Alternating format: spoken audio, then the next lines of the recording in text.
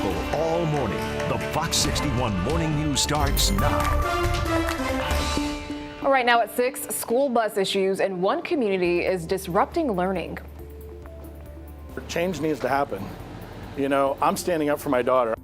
Fox 61 spoke exclusively with a father who said his daughter is being targeted for speaking out. Families in our capital city uprooted by a fallen tree. Take a look at that. We'll look at the efforts to clear the damage. Also, Sue Bird finally saying goodbye after just an amazing career, going right back to her time in stores. We're going to have more on what she had to say to the crowd there in Seattle. Good morning, sunshine. Thank you for waking up with us here on Fox 61 Morning News at 6. I'm Symphony Privet, and I'm glad to say it this morning because yesterday was just, such a drought. Yeah. It was a drought buster. Yeah. I just not quite in the way we wanted, and it was cloudy, at least for me, getting out the door here. But I imagine we're going to see some sunshine today. Yeah. I hope so, Matt. We hope so. Yeah. Maybe. Oh no. Yeah. Good morning to you. Okay. Good enough. Sometimes we say Symphony's got the only sunshine that we bring on the show, but it looks it might be. Good morning. Okay. Good morning to you. Here's what you got. A drier forecast taking over. We're happy about that. Sunshine, lower humidity next few days, and if we don't get the sun today, we will get it starting tomorrow. Any more rain on the way? We will answer that question coming up. Temperatures look like this: 64 in Hartford, 65 New Haven, 67 degrees in Groton. Your dew points significantly lower than they've been, and that's the way. We like it. There's a little rain off to the west. Don't pay that in mind. We may get a little drip, but overall it's kind of a clammy forecast because you've got that northeasterly wind. But as you look at the guidance, you don't see anything coming in. So I think we're going to be fine. Now, we might ring out a drip or two from a couple of those clouds.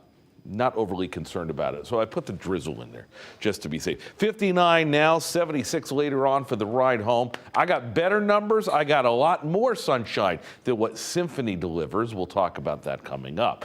6:02, I say hello for the first time to my co-pilot in the Weather Center who's doing traffic today, Rachel Piscatelli. Hey, good morning. Symphony brings all the sunshine. Sometimes, absolutely. All the time. Sometimes you're just kind of whacked by it when you walk in. It's perfect. You need all the sunshine, right? A bright light in our newsroom. 6:02 here in the CTDOT Traffic Center, and things are overall looking pretty good here. No major delays to report at the moment, and we had limited road work, so really not anticipating any delays because of that either. So we'll take a live look outside over in New Haven where things are running smoothly. We do have some minor congestion just because volume is starting to pick up out on the roadways, but other than that, you can look at your drive times. West Haven to New Haven, it's 4 minutes. New Haven to Bridgeport, you're looking at a smooth 23-minute drive at the moment. In and out of the capital city, things are running smoothly on 91, 84, and Route 2. We'll have another update for you in the next half hour, guys. Thank you, Rachel.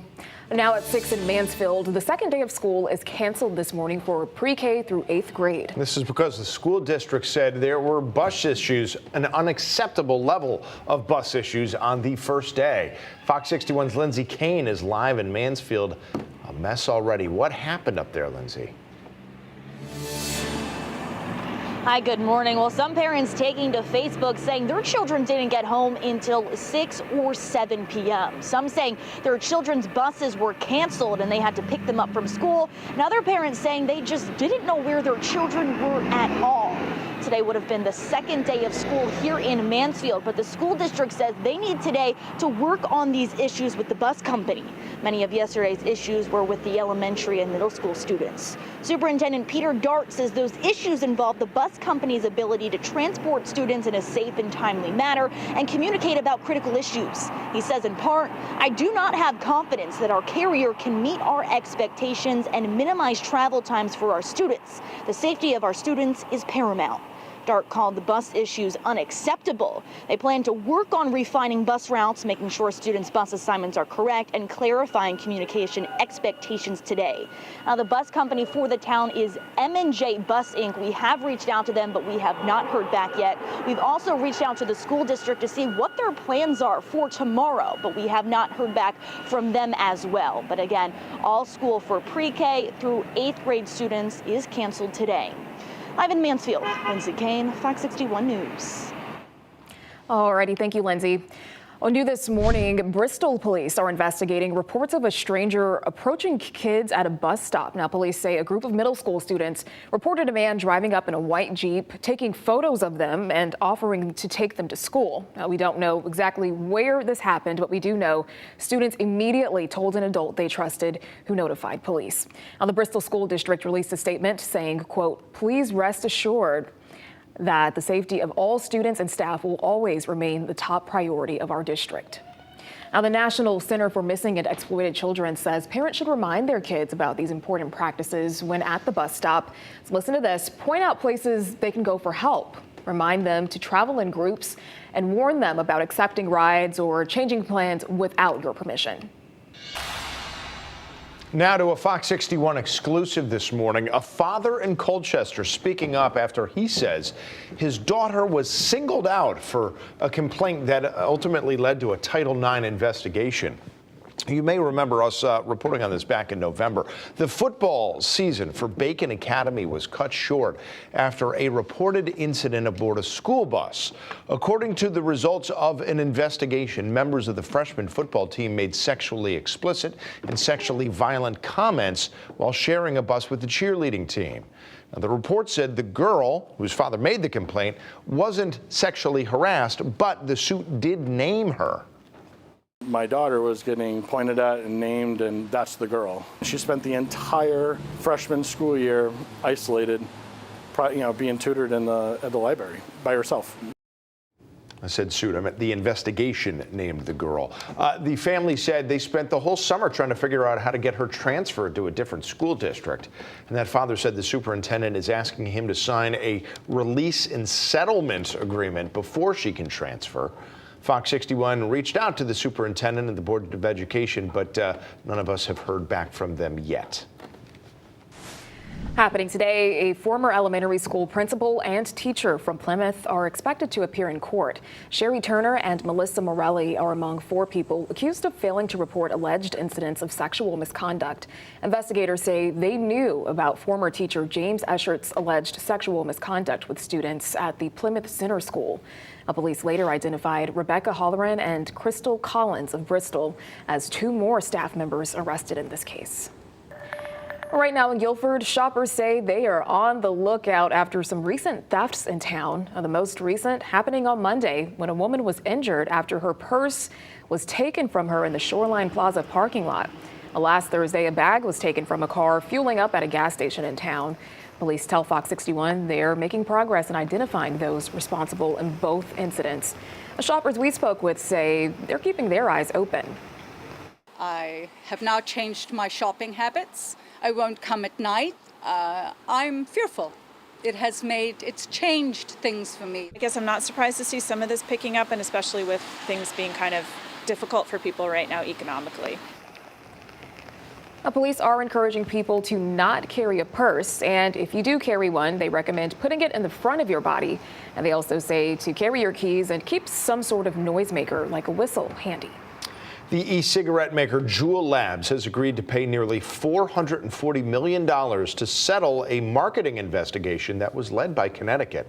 Juul was accused of marketing its e-cigarettes to underage teens with launch parties, product giveaways, and social media posts from influencers.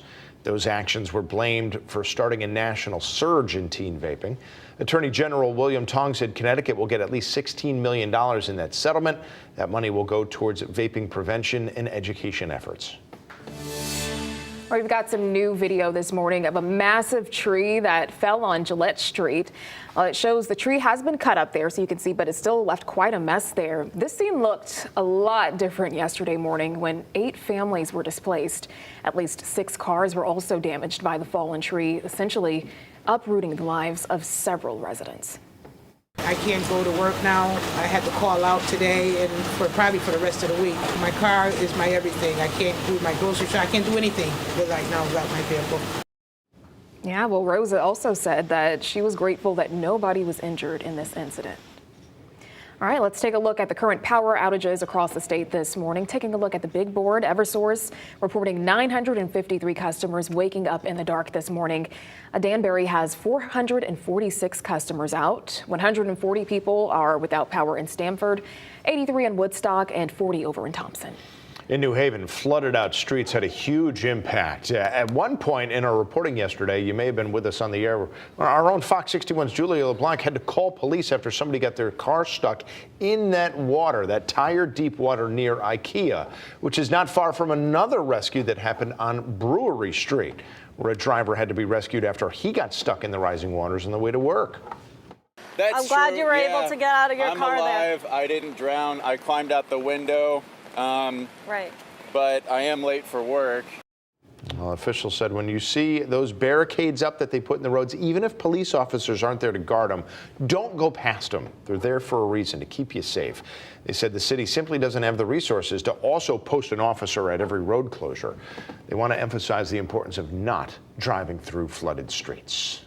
Yeah, so I can't tell you how many times I've seen drivers move those barricades, and then in some instances they end up getting stuck, and you know they're there for a reason. And so not only are you putting yourself at risk, you're also putting the first responders that have to come rescue you at risk because you wanted to move the barricade. Just who wants that much water in their car? That you know what I mean? And we saw a lot of people driving through, and to be fair, most of them made it through okay. But then look behind me. This was only 20 feet away from where people were driving through okay. Somebody got stuck. And you can't immediately tell what's deeper than what. So just don't chance it. Don't chance it. All right. It's not worth it. No.